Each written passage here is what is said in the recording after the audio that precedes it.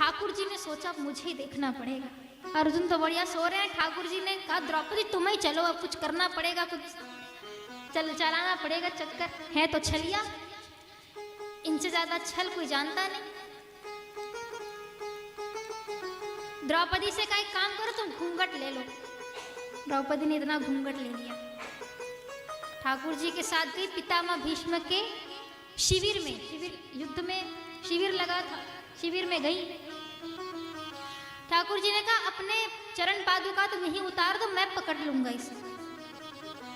ठाकुर जी द्रौपदी के चरण पादुका पकड़ करके खड़े, छुपा करके। तो कोई देख मत ले, कोई शत्रु पक्ष की शिविर है, कोई देख लेगा कि शत्रु पक्ष से यहाँ द्रौपदी क्या करने आई है। ठाकुर जी चुपचाप छुपा के खड़े। कहा तुम अंदर जाओ। पितामह भीष्म के पास द्रौपदी घूंघट लेकर के गई, चरण दबाने लगे। पितामह ने सोचा हो सकता दुर्योधन की पत्नी होगी भानुमति, आशीर्वाद लेने आई होगी। द्रौपदी चरण दबा रही है। पितामह भीष्म ने आशीर्वाद दे, सौभाग्यवती भव। जैसे सुना सौभाग्यवती भव, घूंघट उठाया। पितामह अब आपकी प्रतिज्ञा की, आपका आशीर्वाद।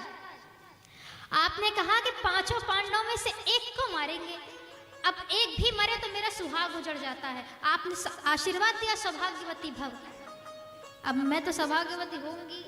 पितामह ने सोचा तुम यहाँ क्या कर रही हो, अकेले तो आई नहीं होगी। द्रौपदी ने कहा हम अकेली आई, ठाकुर जी ने मना किया मेरा नाम मत बताना। द्रौपदी ने कहा नहीं नहीं पितामह हम अकेली ही आई हैं। पितामह ने सोचा ऐसे तो बताएगी नहीं है, थोड़ा सा घुमा फिरा के कहना पड़ेगा। पितामह ने कहा देखो कुलवती नारियों को इस प्रकार रात्रि में अकेले विचरण नहीं करना चाहिए। वैसे भी शत्रु पक्ष की सभा में तुम आई हो, शिविर में तुम आई हो, कोई देख लेगा तो।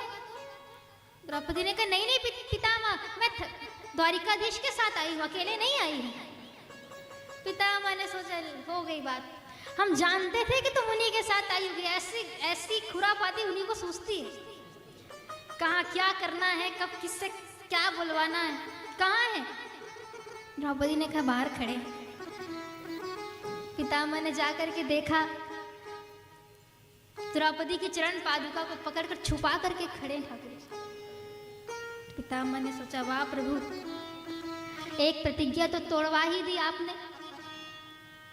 पांडवों को तो मार सकते नहीं है, हमने आशीर्वाद दिया द्रौपदी को, लेकिन दूसरी प्रतिज्ञा थी शस्त्र उठवाने की। तो ठाकुर जी ने उनकी प्रतिज्ञा भी झूठी नहीं चाहनी थी, इसलिए अपनी प्रतिज्ञा ठाकुर जी ने तोड़ दी। तब ठाकुर जी ने ये निवेदन किया कि प्रभु जब मेरी मृत्यु का समय हो आप आइएगा एक बार दर्शन देने के लिए।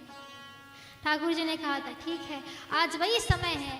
आज सभी पांडवों को लेकर के पितामह भीष्म के पास ठाकुर जी पधारे।